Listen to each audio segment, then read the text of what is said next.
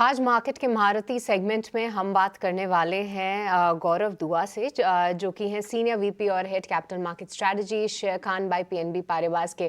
गौरव जी, आपका बहुत बहुत स्वागत है ईटीना स्वदेश पे। मैं सृष्टि बात कर रही हूँ।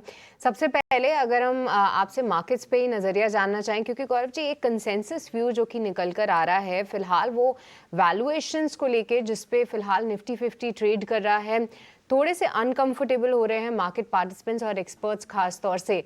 आपका क्या नज़रिया है मार्केट्स की इस चाल में? क्योंकि रोज़ हम देख रहे हैं कि हालांकि थोड़े ही गेन्स हैं, बहुत बड़ी रैलीज तो फिलहाल नहीं आई हैं, पर हाँ जितने भी वॉलेटाइल खबरें हमने पिछले 1 से 2 महीने में देखी, वहाँ से शार्प रिकवरी ज़रूर आई है। गौरव जी, आप कैसे देख रहे हैं मार्केट की पोजिशनिंग फिलहाल?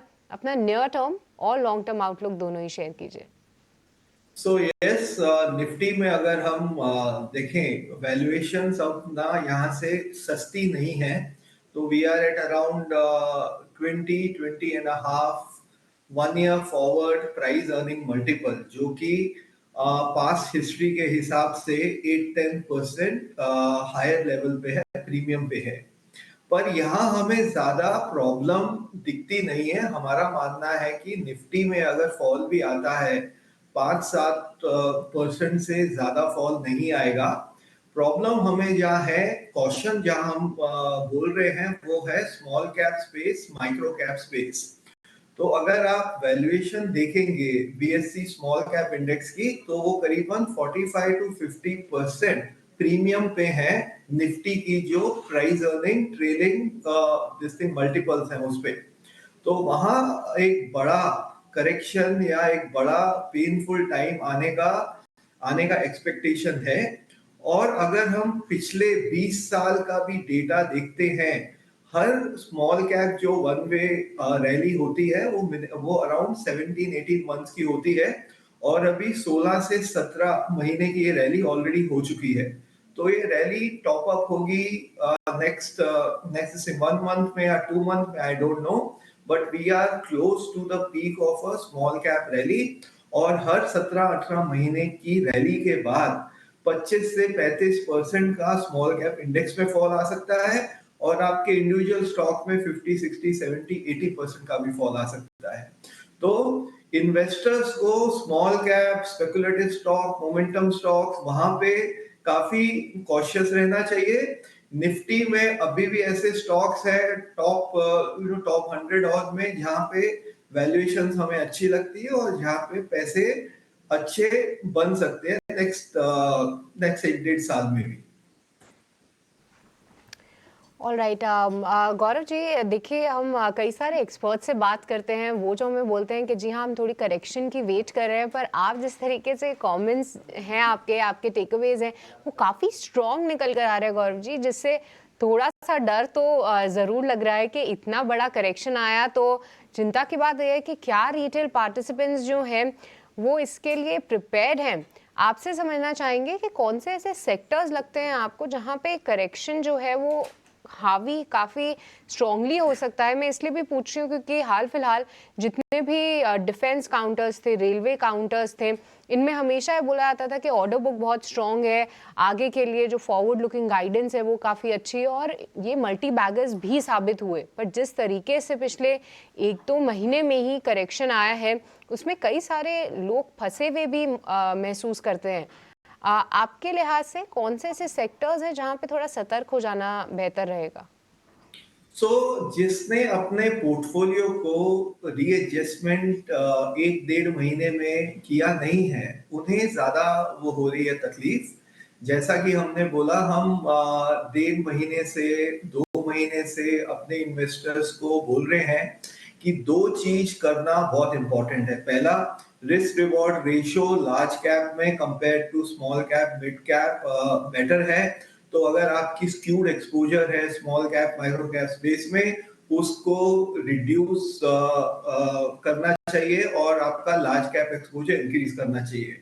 दूसरी तरफ कुछ ऐसे स्पेसेस हैं, सेक्टर्स हैं, जहां पे पिछले 2-1 साल में बहुत ही लंबी तेजी आई है और वैल्यूएशन का वहां पे अब कंफर्ट नहीं है, which includes engineering companies, capital goods companies, public sector banks, सो वहां पे अगर अगर हम इंक्लूड कर ले रेलवे, डिफेंस को भी, पावर को भी, तो what we have been saying that in sectors में थोड़ा प्रॉफिट घर दिस थिंग लेके जाइए, और उस पैसे से you can increase exposure to IT, pharma and the FMCG sector. So अगर आपने अपना exposure small cap, mid cap में और स्पेकुलेटिव स्टॉक्स में किया है कम, रिड्यूस, और जो high valued spaces and sectors हैं वहां भी अगर आपने अपना एक्सपोजर को किया है कम, तो आपको इस लेवल पे भी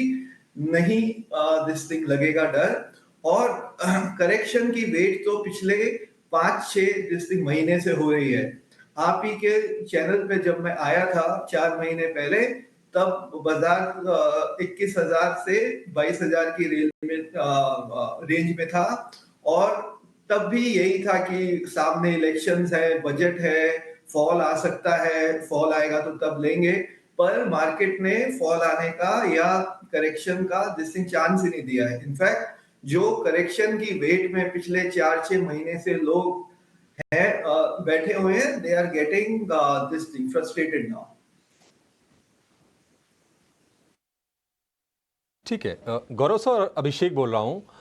आपसे ये जानना चाहेंगे सर कि जो न्यू एज जो कंपनीज हैं, कंज्यूमर टेक वाली, फिनटेक वाली, यहाँ पर हम देख रहे हैं कि एक रिन्यूड इंटरेस्ट बन रहा है, और वो इंटरेस्ट बनने के पीछे की वजह ये है कि ना सिर्फ रिटर्न के मामले में बल्कि अर्निंग्स भी अच्छे दिए हैं Q1 की इन सारी कंपनीज ने। अगर हम उसमें पेटीएम को अगर साइड में कर दें तो चाहे वो कार ट्रेड हो, पीवी फिनटेक हो, या फिर होनासा कंज्यूमर हो, या फिर जोमेटो हो, सबके नंबर्स भी अच्छे आ रहे हैं। आपका कन्विक्शन कितना इन कंपनीज पर बन रहा है, और विद इन स्पेस अगर आप स्टॉक बता पाएंगे जहां पर कंसंट्रेट करने की जरूरत है इस वक्त? तो stock specific I will not be able to talk, but अगर आप देखेंगे जो पिछली भी आई थी रैली, ये इंटरनेट और loss making companies do very well at the fag end of the small cap rally, और ये अभी फैग एंड है। अगर आपका इन कंपनीज में एक्सपोजर नहीं है, तो ये अभी टाइम नहीं है कि यहाँ पे जाके आप एक्सपोजर लें। इनफैक्ट अगर आपने 6 महीने 1 साल पहले इन न्यू एज कंपनीज में डाला था पैसा, और आपका अच्छा अगर प्रॉफिट आ रहा है, तो हमारा ऐसा मानना है कि अभी टाइम है कि आप थोड़ा प्रॉफिट को अपने घर लेके जाएं। ठीक है, नया निवेश नहीं करना है, प्रॉफिट हो रहा है तो प्रॉफिट लेके जाइए। फार्मा पर और आईटी पर आपसे विशेष टिप्पणी चाहेंगे गौरव जी, क्योंकि हम देख रहे हैं कि फार्मा में ठीक ठाक बाइंग हो रही है, आईटी में भी लोअर लेवल से बड़ा अच्छा रिबाउंड आया है, क्योंकि हमने नेस्डेक से एक अच्छा संकेत लिया, क्योंकि वहां पर हम देख रहे हैं कि लोअर लेवल से 12-14% के आसपास की रिकवरी आ गई है। आईटी फार्मा में क्या फ्रेश मनी डिप्लॉय करना है, या फिर जिन्होंने कर रखा है वो अपनी पोजीशन को होल्ड करें बस? जैसा मैंने कहा, हमने infra, real estate, capital goods, engineering में से कुछ प्रॉफिट्स बुक करके आईटी, फार्मा और कंज्यूमर स्पेस में इनफैक्ट एक्सपोजर इंक्रीज किया है। अभी भी हम इन स्पेसेस में एक्सपोजर कर रहे हैं इंक्रीज। हमारा मानना है कि 2 साल की अंडर परफॉर्मेंस के बाद आईटी की वैल्यूएशंस अब रीजनेबल हो गई हैं। दूसरा, जब भी interest rate cut cycle start होता है यूएस में, it is backed by the improving outlook for the economy in US, जो कि एक आईटी स्टॉक्स के लिए अच्छा माना जाता है। तो हमारा मानना है कि नेक्स्ट 1 से 1.5 साल के बीच में IT could be the leader of this rally in the stock markets. ठीक है गौरव जी, 2 ऐसे सेक्टर की मैं बात करूंगा आखिर में जिनका कहीं ना कहीं चीन से लिंकेज है, और हम देख रहे हैं कि चीन की इकोनॉमी में सुस्ती है। जो रीसेंट जो उनके आर्थिक आंकड़े हैं वो भी ये सजेस्ट कर रहे हैं कि वहाँ पर जो रिकवरी की उम्मीद करके वो चल रहे थे वो रिकवरी नहीं आ रही है। एक तो हमारा मेटल डायरेक्ट इम्पैक्टेड होता है, और दूसरा जो ये केमिकल वाली कंपनीज हैं ये भी कहीं ना कहीं इसका असर पड़ता है चाइना के अगर हालात बनते हैं या फिर बिगड़ते हैं। तो आप इन दोनों सेक्टर को कैसे देख रहे हैं, मेटल को, और दूसरे साइड पर हम देख रहे हैं कि केमिकल में फिर से रह रहे की बाइंग आती है, और बाइंग आती है तो सारे स्टॉक साथ साथ चलते हैं। वो सिनेरियो आज के सत्र में कम से कम प्ले आउट होता हुआ देख रहे हैं। मेटल स्पेस में हमारा अंडरवेट स्टैंड है। हमें लगता है कि जब तक चाइना में से वीकनेस रहेगी, कैपेसिटीज ओवर है वहां पे, मेटल्स में एक बड़ा सेकुलर अपटर्न आने की हमें उम्मीद नहीं है। दूसरी साइड स्पेशलिटी कैम हमें लगता है कि बर्स्ट इज ओवर, और यहाँ से एक सिलेक्टिव वे में अगर आप चाहें तो you can start buying. In fact speciality chem में भी हमने लास्ट 1-2 महीने में एक या दो स्टॉक में एंट्री करी है। ठीक है। ठीक है गौरव जी, बहुत शुक्रिया आज आपका समय देने के लिए और तमाम सेक्टर पर बहुत ही क्रिस्प क्लियर शब्दों में अपने व्यूज़ हमारे दर्शकों के साथ शेयर करने के लिए। बहुत अच्छा लगा सर आपसे बातचीत करके, फिर से मुलाकात होगी।